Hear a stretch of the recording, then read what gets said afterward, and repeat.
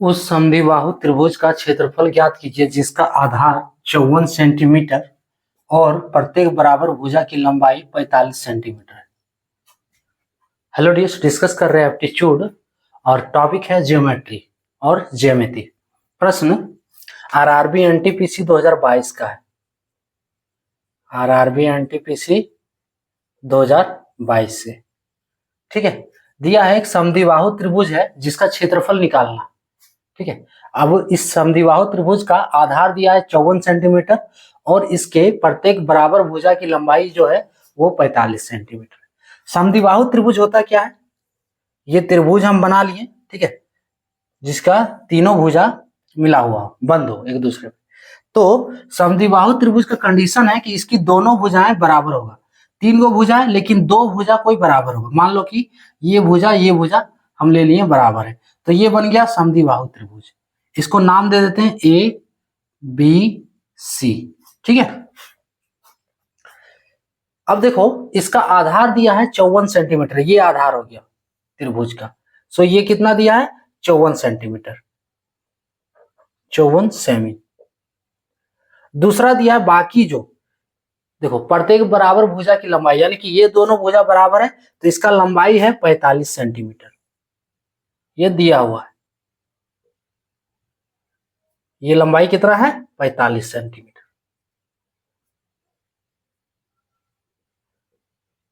ठीक है। इधर भी 45 सेमी है, यहां भी 45 सेमी। हमको क्या निकालना है? त्रिभुज का क्षेत्रफल निकालना है। तो समद्विबाहु त्रिभुज का क्षेत्रफल क्या होता है? समद्विबाहु त्रिभुज का क्षेत्रफल इज इक्वल्स टू होता है 1/2 गुने आधार गुने ऊंचाई।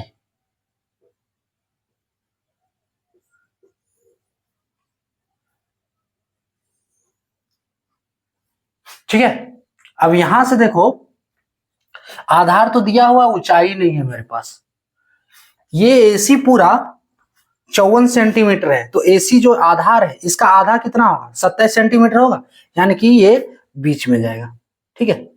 बीच में इसका आधा कितना हो गया? 27 सेंटीमीटर।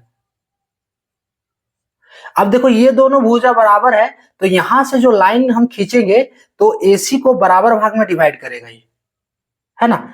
सो ये हम लाइन खींच रहे हैं, ये जो एस, यहां से एक नाम दे दो इसको डी, ये डी नाम दे दी। अब जो बीडी है भुजा वो एसी को बराबर भाग में डिवाइड कर रहा है, इसलिए ये 54 पूरा है तो इसका आधा कितना हो गया? 27। क्लियर? यानी कि डीसी का वैल्यू कितना हो गया? 27 सेंटीमीटर। अब डीसी हमें मिल गया 27 सेंटीमीटर, बीसी हो गया 45 सेंटीमीटर जो दिया है। अब ये परपेंडिकुलर है, सिंस जो है बीडी बीडी परपेंडिकुलर एसी है, ठीक है। ये लंबवत है, बराबर डिवाइड कर रहा है दोनों को, है ना, इस पॉइंट से, यानी कि ये लंबवत है। सो यहाँ 90 डिग्री का कोण। तो ये देखो एक बी सी डी, ये जो बी सी डी है, या फिर आप इधर से लो ए बी डी, कोई भी लो, बी डी सी या बी डी ए, जैसे भी लो आप, ये दोनों क्या हो गया? समकोण त्रिभुज हो गया। तो आप एक त्रिभुज में लेकर इसका ऊंचाई निकाल सकते हो, है ना। ये देखो ये जो बीसी दिया है भुजा, ये बन गया कर्ण इस त्रिभुज के लिए। त्रिभुज देखो इसको हम अलग से बना रहे हैं, इसको हम अलग से बना दिए, यही है। नाम क्या है? बी सी और ये डी। देखो ये 27 सेंटीमीटर। क्वेश्चन में फिगर बनाना नहीं, ये हम बताने के लिए सिर्फ बना रहे हैं, ठीक है। आप रफ में बनाकर देख सकते हो। और ये 45 सेंटीमीटर दिया हुआ है, ठीक है। क्या हम इसका ऊंचाई निकाल नहीं सकते हैं? कैसे निकालेंगे? इसमें लगेगा पाइथागोरस थ्योरम। पाइथागोरस थ्योरम क्या है? पाइथागोरस प्रमेय है कि कर्ण का स्क्वायर, ये कर्ण हो गया बीसी, सो कर्ण का स्क्वायर इक्वल्स टू होता है, देखो आधार का स्क्वायर प्लस लंब का स्क्वायर। तो हमें लंब चाहिए, फॉर्मूला हम लिखते जा रहे हैं, ठीक है। सो फॉर्मूला लिखते जाएंगे तो क्या होगा? कर्ण स्क्वायर इज इक्वल्स टू आधार स्क्वायर प्लस लंब स्क्वायर। अब हमें लंब का स्क्वायर चाहिए, ठीक है, लंब चाहिए तो लंब का स्क्वायर इक्वल्स टू बनेगा कर्ण स्क्वायर माइनस आधार स्क्वायर। अब इसका शॉर्ट फॉर्म हम डायरेक्ट लिख रहे हैं, लंब स्क्वायर यानी कि L square equals to H square plus H square minus B square. So L equals to root over H square minus B square. अब एच ये वाला है 45 सेंटीमीटर, ठीक है, बी क्या है 27 सेंटीमीटर, ये बी है। हमको क्या निकालना है, एल निकालना है, ये वाला है ना, ऊंचाई, ठीक है। ये यही जो लंब है इस त्रिभुज के लिए लंब, तो इस पूरे त्रिभुज का जो है ऊंचाई है एच। क्लियर? तो यहां हम लंब से डिनोट कर दिए, ये किसके बराबर है, एच के बराबर है, इसी को एच बोल रहे हैं। सो ऊंचाई वाला एच कैपिटल एच नाम देते हैं, यहां तो स्मॉल एच है ऑलरेडी, कैपिटल एच ये हो गया ऊंचाई, ठीक है। सो देखो नाम देने में कुछ भी नहीं है, आपको समझ कॉन्सेप्ट क्लियर होना चाहिए बस। एच का स्क्वायर, एच कितना है 45, 45 का स्क्वायर 45 का स्क्वायर माइनस फिर 27 का स्क्वायर ना, तो 27 का स्क्वायर। क्लियर? अब इसको सॉल्व करो, 45 इंटू 45 कितना हो रहा है, गुना करके देखना ही होगा।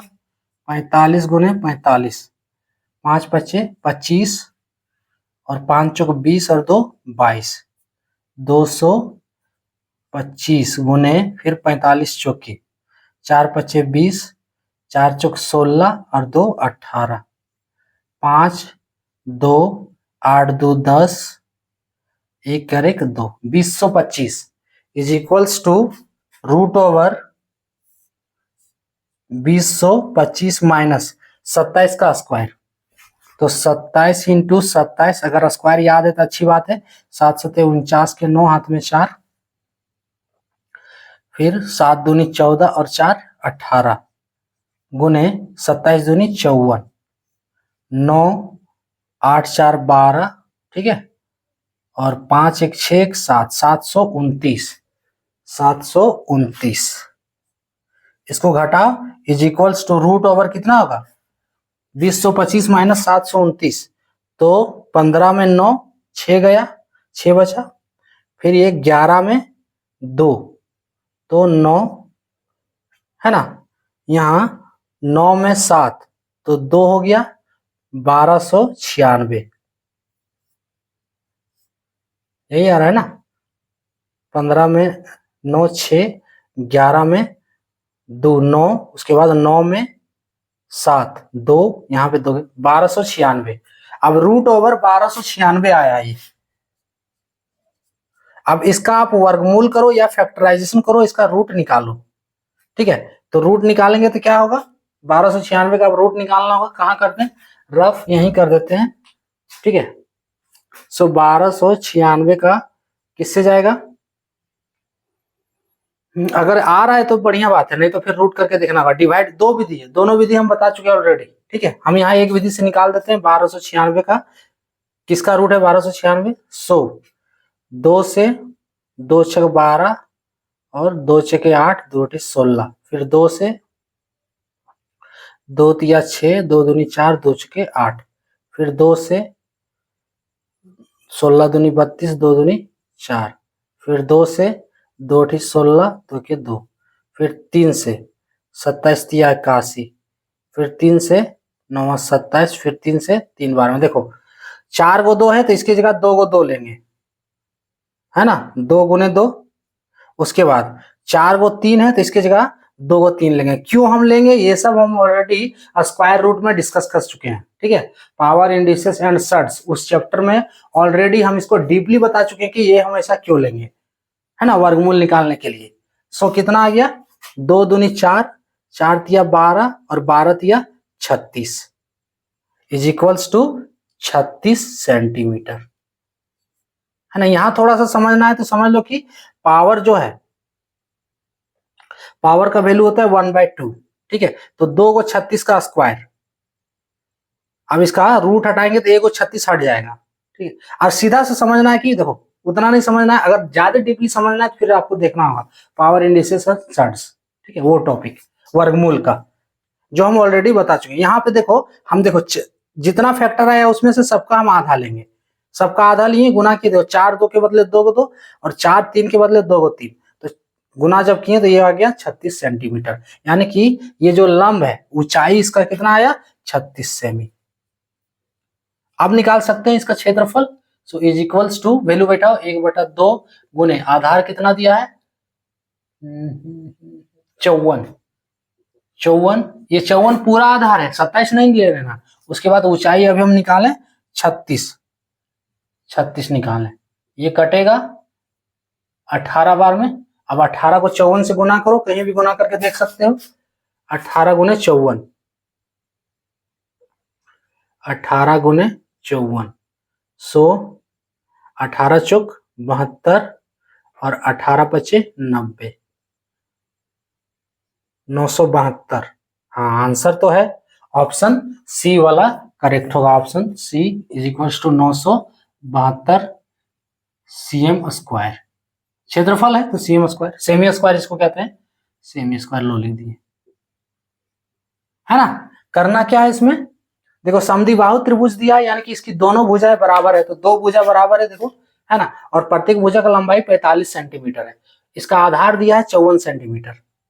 अब समद्विबाहु त्रिभुज है तो यहाँ से जो लाइन खींचेंगे AC पे परपेंडिकुलर, ठीक है, ये AC को दो बराबर भाग में बांटेगा।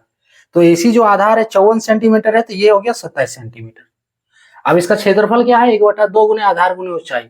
आधार तो 54 सेंटीमीटर दिया, ऊंचाई नहीं मालूम है जो कि है BD, हम जो खींचे हैं। सो BC मालूम है, यानी कि कर्ण मालूम है इसका।